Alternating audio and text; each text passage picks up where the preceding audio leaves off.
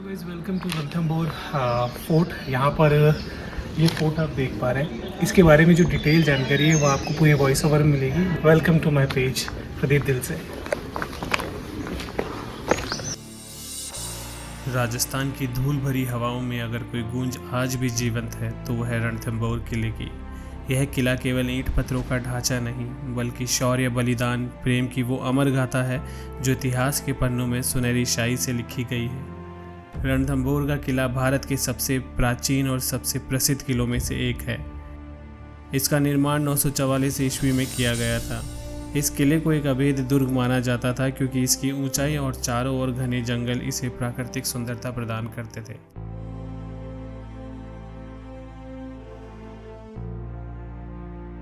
राजस्थान के सवाई माधोपुर जिले में स्थित ऐतिहासिक सामरिक महत्व के दुर्गों में अपना विशेष स्थान रखता है। यह किला चारों ओर सघन वन से आच्छादित चंबल की घाटी पर नियंत्रित रखता है। राजस्थान के इतिहास में कई ऐसे ऐतिहासिक घटनाओं के साक्षी रहे रणथंभौर किले के निर्माण का समय एवं निर्माता के बारे में निश्चित जानकारी नहीं है। सामान्यतः यह माना जाता है कि इस किले का निर्माण 8वीं शताब्दी में हुआ। इतिहास में सर्वप्रथम इस किले पर चौहान के आधिपत्य का उल्लेख मिलता है। यह संभव है कि चौहान शासक रतिदेव ने इसका निर्माण करवाया। इस किले का वास्तविक नाम रणथपुर है, जिसका अर्थ होता है रण की घाटी में स्थित नगर। रण और थंभ दो पहाड़ियों के नाम पर इसका नाम रखा गया है।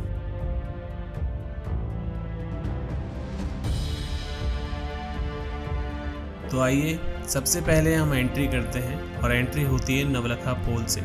खास बात है इस गेट के सामने एक मजबूत दीवार को बनाया गया था जिससे दुश्मन इस गेट को आसानी से तोड़ ना पाए। पहले के समय में या तो हाथियों की मदद से या बड़े लकड़ों की मदद से गेट को तोड़ा जाता था, लेकिन यहाँ कम स्पेस होने की वजह से ये तो मुमकिन नहीं था।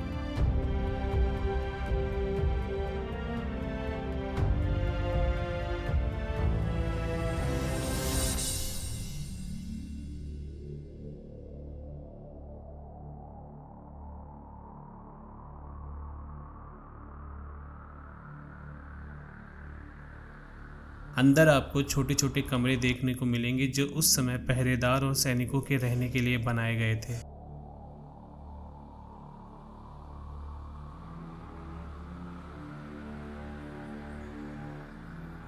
थोड़े कदम पर ही आपको 5वीं सदी में स्थापित किए हुए पांचों देव भगवान हनुमान, गणेश, भैरव, भोलेनाथ और मां पार्वती को विराजमान किया गया था। To protect this fort, basically ये फोर्ट के रक्षक के रूप में इनको देखा गया था।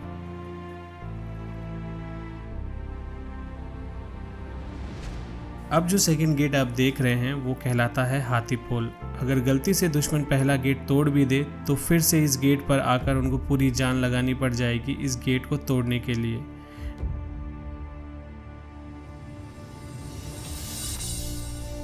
गेट के पास ही आपको महाराजा हमीर जी के सेनापति रणमल की गद्दारी के प्रतीक के रूप में पत्थर की मूर्ति दिख जाएगी। इसी जगह राजा हमीर ने रणमल का धड़ सर से अलग कर दिया था और उनको गद्दारी का सबक सिखाया था। यह संदेश दिया गया था कि गद्दारी की सज़ा सिर्फ एक ही है। रणमल के साथ साथ दो और लोग थे, रतिपाल और भोजराज। इन तीनों ने मिलकर युद्ध में हमीर जी की विजय के बावजूद भी महल में आकर खिलजी का झंडा फहरा दिया था, जिसे देखते ही रानियों ने यहाँ पर रानी महल में तुरंत अग्नि जौहर कर लिया गया था। राजा हमीर की एक पुत्री भी थी, पद्मनी। उस समय कुंवारी कन्या जौहर नहीं कर सकती थी तो उन्होंने जल जौहर किया। जब ये बात राजा हमीर देव को मालूम हुई तो वे दुर्ग की तरफ बिजली की गति से निकले। रास्ते में रणमल को उनकी गद्दारी की सजा देते हुए आगे बढ़े गणेश पोल की ओर, जहाँ पर रतिपाल और भोजराज ने गणेश पोल पर दरवाज़ा बंद कर दिया। राजा हमीर जी भगवान शिव के बहुत बड़े भक्त थे। उन्होंने भगवान शिव से प्रार्थना की कि हे भगवान, आज मेरी प्रजा और रानियाँ कष्ट में हैं, मुझे शक्ति दे ताकि मैं उन्हें बचा सकूँ। राजा हमीर के घोड़े का नाम था बादल, तो राजा हमीर ने एक गहरी सांस भरी और पहाड़ पर घोड़े को चढ़ा दिया और किले में सीधा प्रवेश किया। पहाड़ में आज भी आपको घोड़े के निशान देखने को मिल जाएंगे, लेकिन राजा को पहुंचने में देर हो चुकी थी। जब तक रानी और उनकी बेटी जौहर कर चुकी थी तो राजा हमीर ने भी अपना सर धड़ से अलग करके भगवान शिव को समर्पित कर दिया।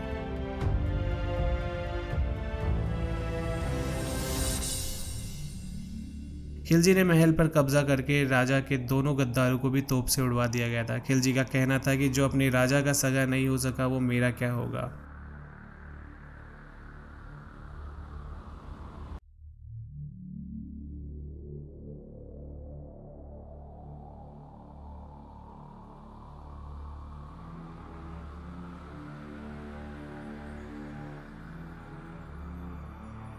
गणेश पोल के बाद आप देखेंगे तोरण पोल, जिसे वेलकम गेट भी कहते हैं। इस गेट पर राजा जब विजय प्राप्त करके आता था तो रानियों द्वारा फूलों की वर्षा की जाती थी।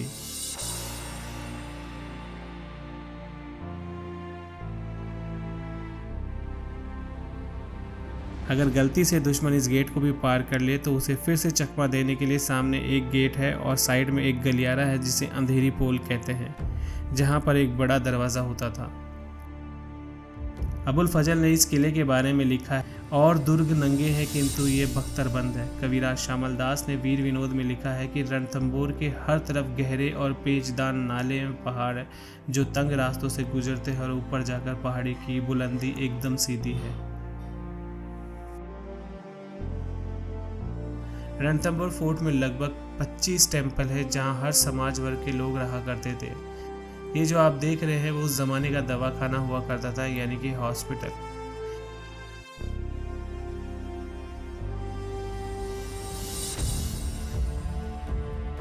चलिए अब आपको दिखाते हैं 32 खंभों की छतरी जो कि 50 फीट ऊंची है। इसे राजा हमीर ने अपने पिता जैत सिंह की समाधि पर बनाया गया था।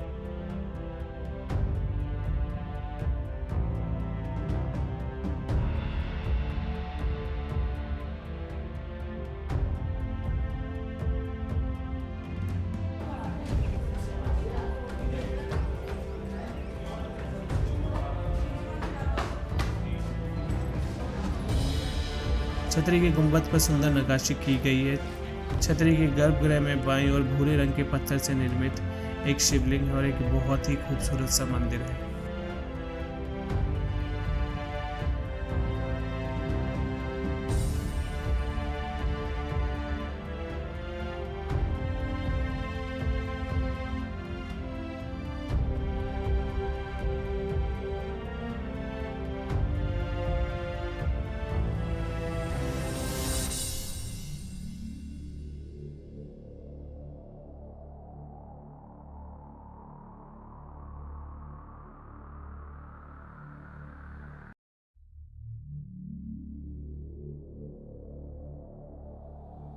ये झील जो आप देख रहे हैं ये वही झील है जिसे राजा हमीर की पुत्री ने जल जौहर किया था।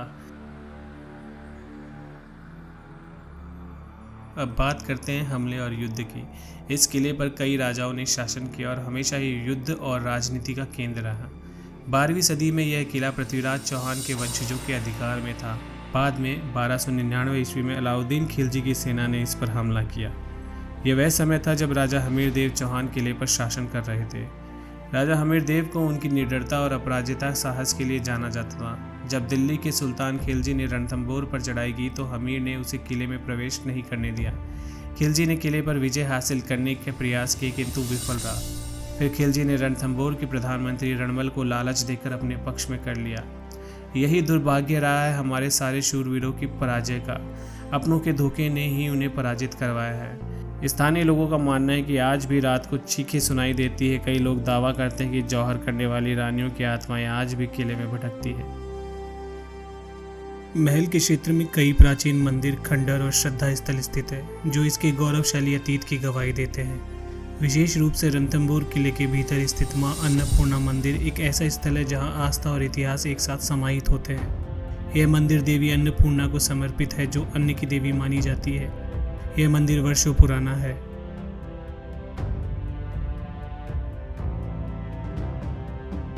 रणथंभौर दुर्ग का सबसे प्रसिद्ध धार्मिक स्थल त्रिनेत्र गणेश मंदिर है जो अपनी अनूठी विशेषता के कारण जाना जाता है। यह भारत का एकमात्र ऐसा गणेश मंदिर है जहां भगवान गणेश अपने पूरे परिवार, रिद्धि सिद्धि, शुभ और लाभ के साथ विराजमान है। गणेश चतुर्थी के अवसर पर यहाँ लाखों की संख्या में श्रद्धालु एकत्रित होते हैं। मंदिर की लोकेशन किले के ऊंचे भाग पर है जिसमें जंगल और आसपास का प्राकृतिक दृश्य अत्यंत सुंदर दिखाई देता है।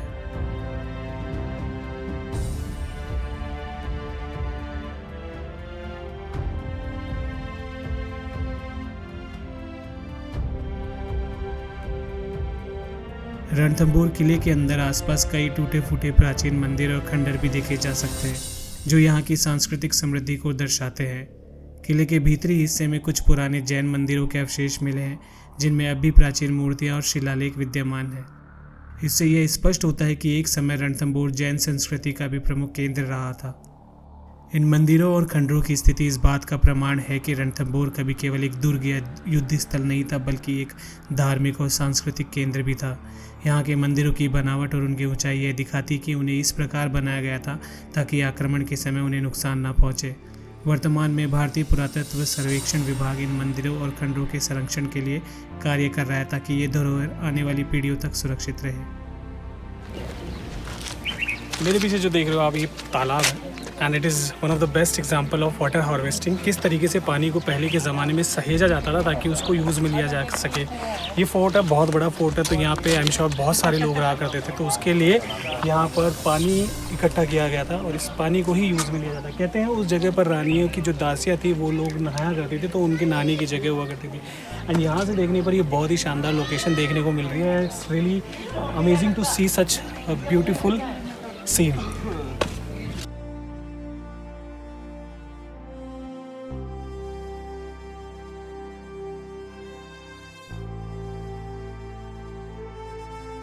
ये एक ऐतिहासिक जगह है। एक समय था जब यहाँ पर पूरी तरह से आम जिंदगी गुजारी जाती थी और आज बचे हैं सिर्फ खंडरों के अवशेष।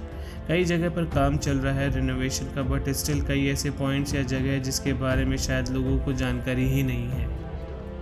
जैसे हम बात कर सकते हैं बादल महल, हमीर की कचहरी। ये सब शायद कुछ सालों में इस जगह को और सुधारा जाए ताकि आने वाली पीढ़ी को हमारे गौरवशाली इतिहास और हमारे पराक्रमी शूरवीरों के बारे में पता लगे कि कैसे और किस तरह उन्होंने बहादुरी से दुश्मनों का सामना किया। मैं तो चाहूँगा कि ये सब स्कूल बुक्स में होना चाहिए कि किस बहादुर से अपने स्वाभिमान की रक्षा के लिए दुश्मन से लड़े, ना कि ये कि खिलजी ने कितनी बार और कहाँ आक्रमण किया। ग्लोरीफाई करके बुक्स में दिखाया गया है और बताया जाता है। चलिए देखते हैं, बदलाव तो हो रहा है धीरे धीरे और उम्मीद पे ही दुनिया कायम है। तो दोस्तों, इसी के साथ इस सफ़र को यहीं विराम देते हैं और फिर मिलेंगे एक नए सफ़र पर एक नई जगह के साथ। तब तक के लिए धन्यवाद। देखते रहिए प्रदीप दिल से।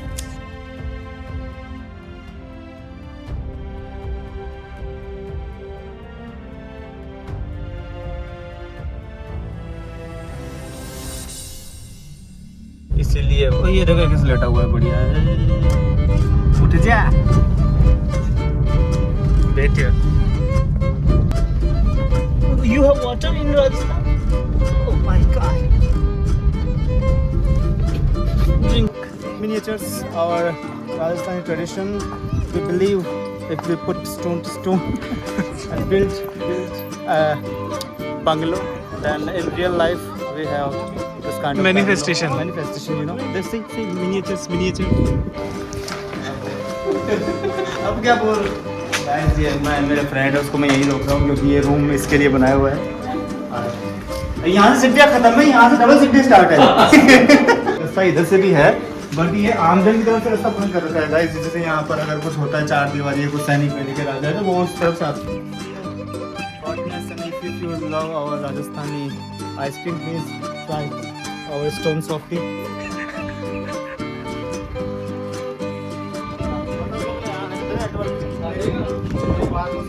मतलब की बात है गाइस, जैसा कि हमें पता लगा है अभी गुप्त सूत्रों से हमें खबर मिली है कि पूरे महल पे, पूरे इस वातावरण में आपका मोबाइल जो दूरभाष यंत्र से कहीं भी आपको नेटवर्क नहीं मिलेगा। लेकिन इस जगह, हाँ इसी जगह पे एक जो ऐसी बनाई हुई है प्रणाली, कुछ कह सकते हैं कुछ तकनीक कि यहाँ पर आपको मोबाइल का नेटवर्क आ जाएगा। अब हम भी तलाश कर रहे हैं कि आ जाए आगे। गाइस फॉलो मी,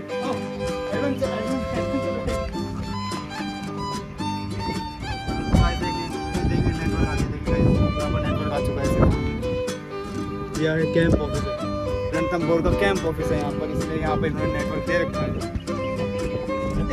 ये डोंकी था, I thought dear my God. Nobody, no photo. What is asking? Please, mom, 20 rupees.